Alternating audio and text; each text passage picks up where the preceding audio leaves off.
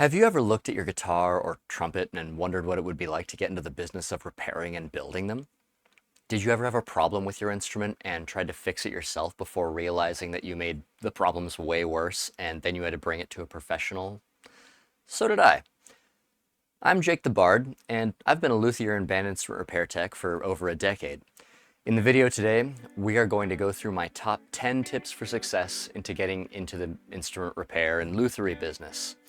And these are in no particular order, so just bounce around if you want to. Number 10 is why do it? Instrument repair techs and luthiers are the backbone of the music industry. We are a massive part of a working musician's success. Music giants like John Mayer, Eddie Van Halen, Doc Severinsen, Dizzy Gillespie, and Louis Armstrong all relied on their trusted repair techs to make sure their instruments were playing well for them.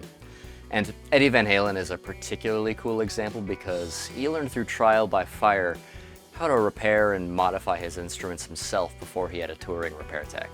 But Eddie's guitar story is a video for another day. Without repair techs, band students, garage band teenagers, and professional musicians alike all have a much harder time making sure that they're playing right and all of that. A well-adjusted instrument can mean the difference between giving up on learning to play within a few months and going on to fill stadiums and get gold and platinum records. We also develop a very special professional relationship with our clients because we tailor their instruments to their specific needs and desires. For a quick example, I've worked with players in the aftermath of debilitating accidents to keep them playing in spite of their new handicaps.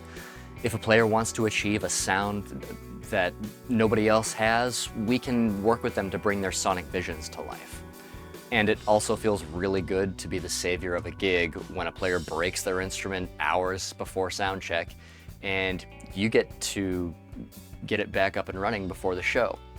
And that's a story for another video too. Number 9 is starting small. There aren't too many repair techs whose first repairs and builds were masterpieces.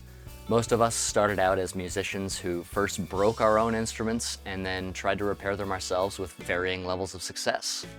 In my case, I royally screwed up the intonation of my first electric guitar when I wanted to see what all the adjustment screws did after changing my strings.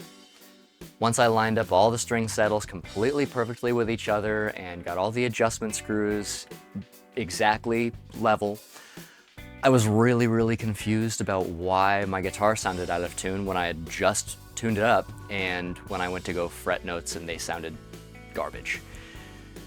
It took me a while, but I worked up the courage to tell my parents, and when they very kindly scolded me, as parents do, we took the guitar to a professional tech who got it repaired very quickly.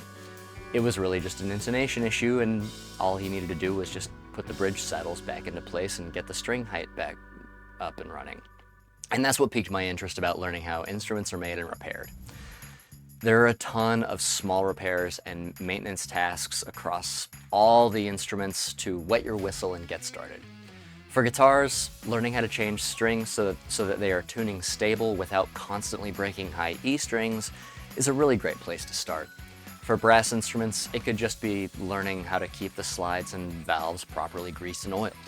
For woodwinds, it could be learning how to change a pad, or a key adjustment cork, or a tenon cork. And I've got videos in the works showing examples of these kinds of repairs, so make sure you're looking out for those. These are really the first repairs and maintenance procedures that become the foundation of a solid repair tech. More advanced repairs and techniques will come with time. Number 8 is learn how the instruments are built. At the entry level, all instruments in their respective families are built with pretty much the same structure. Nearly every clarinet for the last 50 years has had the same key layout. Guitars have truss rods and 6 strings and tuners, trumpets have 3 valves and 4 slides, and bagpipes have 3 drones and a chanter attached to an airbag with a mouthpiece. Study the instruments you want to be working on.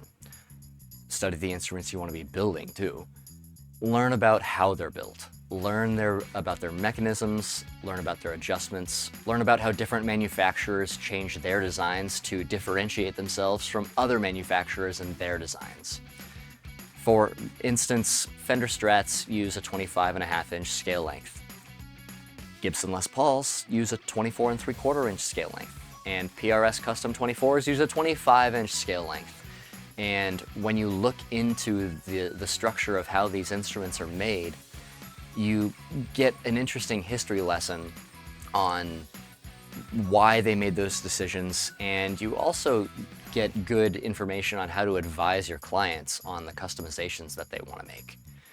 It's a really, really cool rabbit hole to dive down into. Number 7 is tools, glorious tools. I love tools. Whether I'm working at home on a remodel project or just a maintenance project, if I'm working on my vehicle or my instruments or whatever it is, tools are the instruments that make repairing and customizing things possible. And just like a painter's tools are their brushes and paints, tools of the instrument repair and luthiery and instrument building world are absolutely necessary for the job. As weird as it might sound, a repair tech builds a very special relationship with their tools. The best quality tools are investments for life, and if they are well kept and maintained, they really will last you for the rest of your life. It's been said by many that tools don't cost you money, they make you money.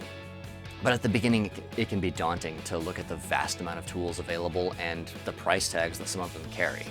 So my advice here is to get the best tools that you can possibly afford, but don't spend any more than that, at least when you're just starting off. This is going to include things like razor blades, chisels, Allen wrenches, screwdrivers, soldering irons, wire strippers, little dental tools, drills. In a future video, I'm going to be going through what I think are the best sets of beginning tools up through advanced tools, and where you can go with those different tool groups and which ones kind of flip-flop over into different instruments and things like that. I will say though, when you're just starting out, keep the power tools to a minimum, provided you don't have them already.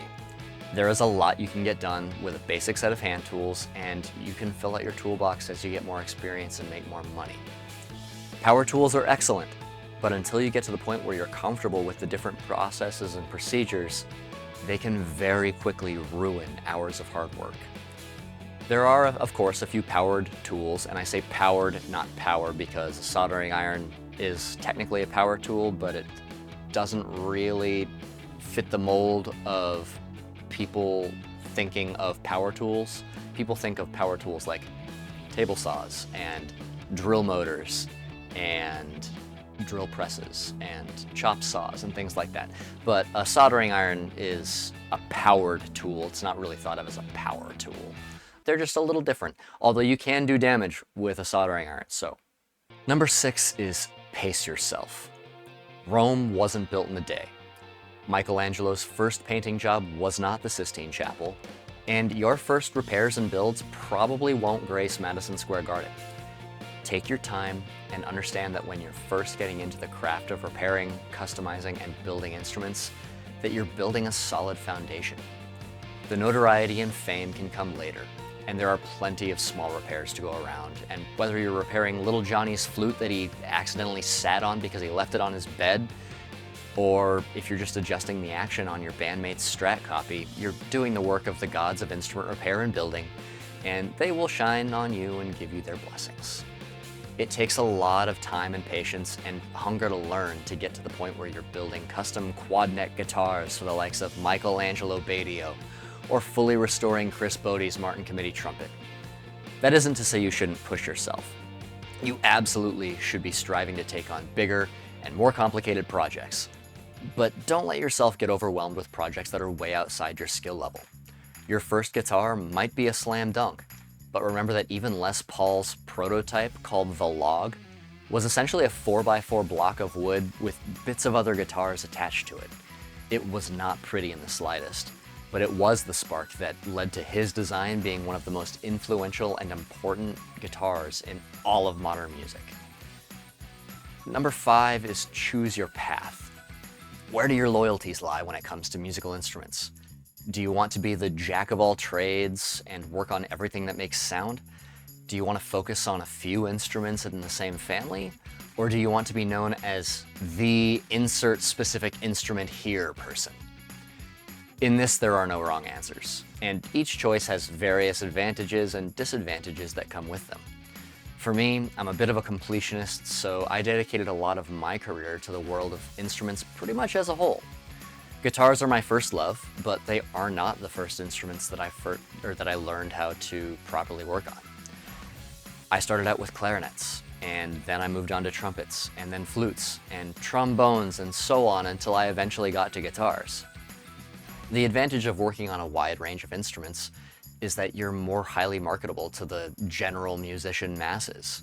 The disadvantage is that you have to work a whole lot harder and longer to become proficient in working on all of them. If you stick to a single family of instruments like guitars, basses, mandolins, etc., then you'll have a much more easily transferable set of skills between the different instruments in that family. The difference there is that you can find yourself limited in the amount of work that you get, since you will be shutting yourself off from the flow of many other instruments in need of service. And of course, if you want to be the insert specific instrument person here, then you'll have a much easier time becoming an expert in whichever instrument you choose, but the downside is the same as limiting yourself to just the family of instruments, only more so. When you're starting, my advice is to pick your top 3 favorite instruments. If you find that they're all the same, if you find that they're all different, then you'll have a much better idea of where you want to go in the industry. And that isn't to say you're locked into working in one of those camps. For a long time, I was working almost exclusively on student-level band instruments and orchestra instruments. When I got a little more experience, I started doing a lot more custom work for working musicians, and I eventually got to the point where I was doing almost exclusively custom work on trumpets that carried price tags bigger than a lot of the cars people drive. After that, I decided that my first love of guitars needed to be my focus, so I threw myself into nothing but fretted strings. These days, I'm just as content doing custom work on guitars as I am working on student model saxophones. I just love working on instruments. It's the thing that really makes me happy. It puts a smile on people's faces, and it allows working musicians to make their living. It's a really satisfying field to get into. Number 4, pictures are worth 1,000 words. Documenting your work with photos, videos, and notes is a really great way to achieve a few things. First, you'll be able to track your progress. The juxtaposition of your first ever guitar build next to your 10th will show incredible improvement. Second, you'll be able to remember how things go back together when you have a long project that you can't get done in one day. That little screw that you just can't seem to remember where it went, if you have photos and videos showing you taking everything apart, then you'll be able to reference those photos and videos and say, oh, this screw goes here. And third, when you're to the point when you want to show off your work to future clients and employers, they'll be much more apt to take you seriously when you whip out that proverbial fat stack of photos and videos that are taking up your precious cloud storage. Now, this is one area where I have notoriously faltered. I would take photos at the start of a project and then forget to document the finished projects. Or I would do the exact opposite, in that I would start a project and not think to take photos and videos until I was just about finished. So do as I say and not as I do, and honestly, this channel is partly for me to document the work that I've done over the years, but mostly for giving advice to you, though, dear viewer. 3 is learn the business. As frustrating as it sometimes is, we do not live in a Star Trekian utopia where money doesn't exist and people can always just do whatever they want to make them happy. If you want to get into this as a career, you have to learn how to run a business. That means figuring out things like pricing, the costs of supplies and tools, filing paperwork to start an LLC, business insurance, and the dreaded world of taxes, And if you don't want to start your own business, it means job hunting. It means having that portfolio to show to potential employers and say, yes, I am worth you taking me on, and you staking your business name with me. Your time, supplies, tools, the electricity powering your shop, your rent, they all cost money, and you occasionally need to eat too. You don't want to make a habit of charging $20 for 3 hours of work just to get a client. Charge what you and the work are worth. In the beginning, you may need to charge less, if nothing at all, just because you're getting started and learning. But make sure you're keeping a sharp eye on your finances so that you can stay in the black. This is definitely a topic I'm going to be covering in a future video, so stay tuned. 2 is formal training versus self-teaching. There are many paths to getting started learning how to do all this, and I've experienced most of them. I graduated with an Associates of Applied Science in Band Instrument Repair and Luthiery from Western Iowa Tech. That program gave me a really strong foundation, but the majority of my fretted string training came from a combination of self-teaching and being mentored by some master luthiers. Another benefit of formal schooling is that you're given the opportunity to screw up instruments in a classroom setting without the risk of ruining a client's instrument. And you get immediate feedback and instruction on the repairs you learn. There are also plenty of certifications available that don't require formal training, though you do have to take an exam or two. For instance, Fender has certifications in both guitar and amplifier repair that are excellent pieces of paper to hang on the wall and legitimize your skills to your clients. An added benefit is that you'll be able to take on warranty work from Fender that they'll pay you for. And now we come to my final tip for success in learning how to repair, customize, and build instruments. Find a mentor. The good news is that since you've made it this far into the video, you've already found at least one, and that's me. I just touched my mic.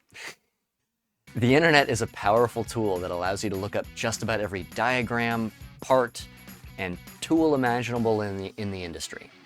Watch my videos, watch other people's videos, and fill that browsing history with something a little more substantial than... But don't stop there. Find your local repair shop and ask questions of the techs in your area. This is a tactile trade, and until you start turning screwdrivers, melting solder, and chiseling wood, you won't get the experience to match the knowledge available to you.